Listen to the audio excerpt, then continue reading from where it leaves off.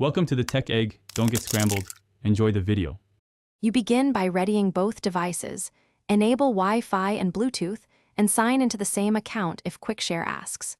Once done, keep devices within a few meters so discovery works reliably. Interference from hotspots can block pairing. Make sure Bluetooth visibility is on and any battery-saving modes are off, because QuickShare needs background services. Now open QuickShare from the Action Center or Settings. You'll immediately see nearby devices appear.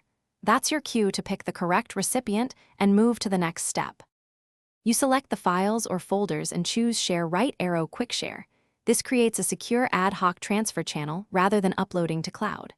Once you pick the recipient, the receiving device must accept.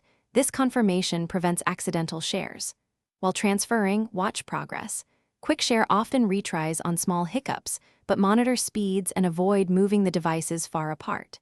If you have many small files, compress into one archive to reduce overhead, because fewer objects often complete faster and with fewer errors. You finish by confirming the recipient opened the files and checking one or two items to verify integrity. A quick open proves success. Once done, turn off device visibility so you're not discoverable continuously, and clear any pending share requests. If a transfer fails, restart Bluetooth or Wi-Fi on both devices, or briefly toggle airplane mode to reset radios. This fixes most discovery issues.